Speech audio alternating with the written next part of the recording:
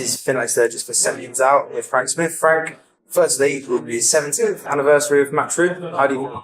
I'm feeling old. It feels like yesterday when I was 16 years old, walking in the office, literally doing any job they threw at me. Yeah, it's been a fun journey. I never expected it to be where I am today. Never was the intention or the plan. It was just go and do something that seemed like a laugh at the time. So to be here 17 years later, I'm closer to retirement now. With the new challenges with Matchroom's brand design, obviously the Netflix documentary, how happy are you and proud of you with the progression you've made as well as the company?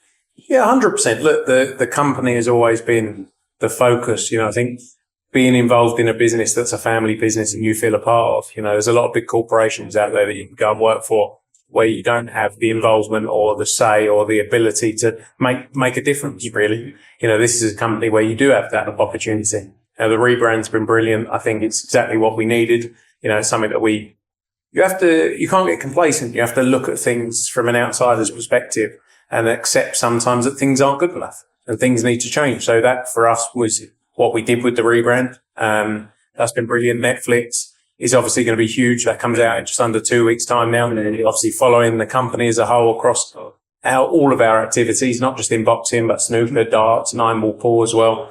So excited for that to come out, but it's good times for the business. I'm looking forward to what the future holds. With the company machine, obviously, we've been working closely with Queensby and Frank Wilder. Is someone like that pushing you to make the step into this new branding? Not really. Look, competition is great, obviously, but I think we're our own biggest critics. We never sit back, as I said, and get complacent with the success we've had. We have had tremendous success in the business, but it doesn't mean we feel like we've made it, in any sense. So it's always about pushing ourselves in everything that we do, and like I say, we're the ones constantly watching what we do and deciding, is this good enough, ultimately? So we'll talk about the show.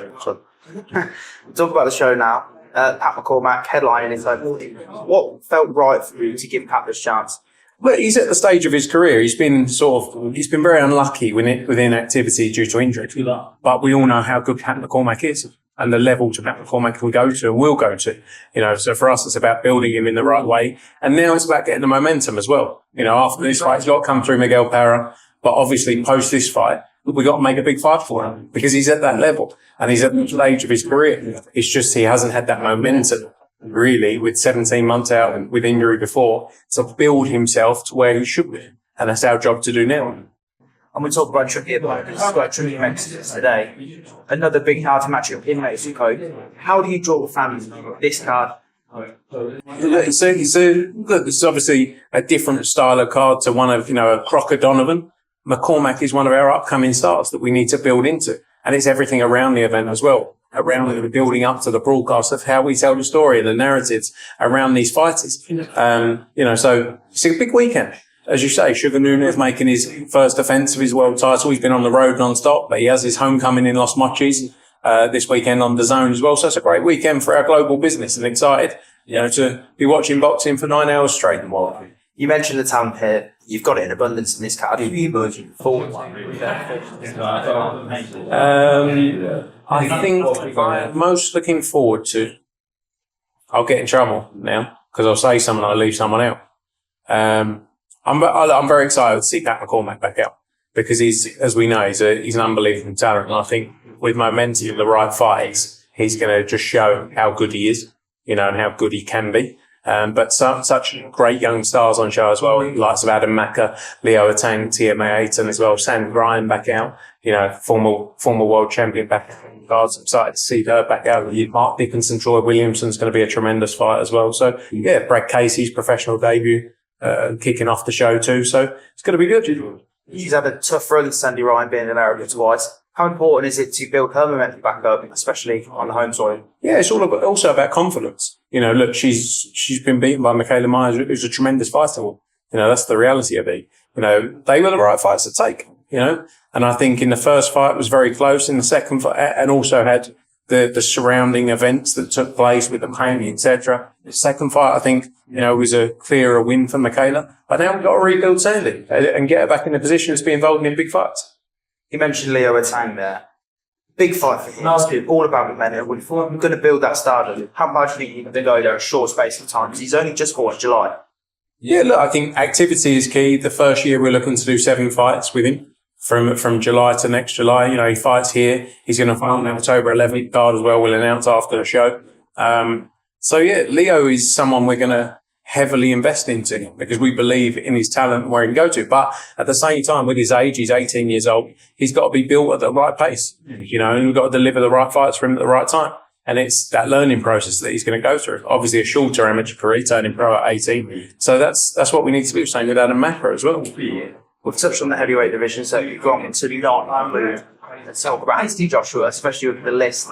49 out of 50. Where do you go from? I'll happily give up my place at 19.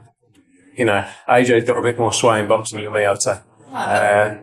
These lists, look, you can never keep everyone happy, and the reality is who decides them. But there's a lot of people I think are powerful in the sport of boxing aren't involved, as an example. Just like when you look at the rich list, there's a lot of people who aren't in the rich lists, but are very, very wealthy. So, no, I unfortunately haven't made it, and I've missed the 30 under 30 section as well of all these lists now. So I'm too late to the party. But you know, it's AJ's a very powerful figure in the sport. You know. But yeah, I don't think he'll live and die on a boxing news top 50. But don't take me out of the list for saying that. With AJ, we'll see that he's penciled in for January, February. Are we going back to the throwing him in at the deep end, or are we going to give him more fight and then potentially Fury? Look, anyone who wants to make money in the heavyweight division needs to fight St. Joshua. You know, he really calls the shots here. So whatever he wants to do. You know, and the kid's always been about getting him back in the ring and getting him focused, being 100%. And not, because it's the most important part of his career. When you look at his career, he hasn't stopped for 12 years. You know, he needed a break. And I think this break will do. And then he gets back in the ring and he's going to be 100% ready to go. And then for the most important part of his career, in the biggest fight as possible. And that's, you know, that's going to be the aim. Eddie recently said that if he was to win his hard fight, he may cut the time a bit early. Is that a shame? What do you think of him?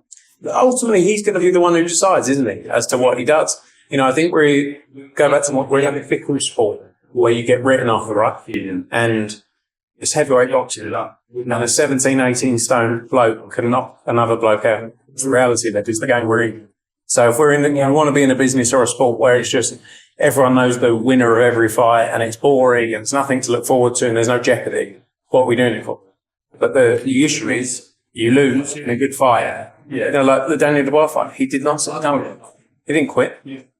Could have. You know, he went out on his shield. He got up every time, right? And he pushed himself to the limit.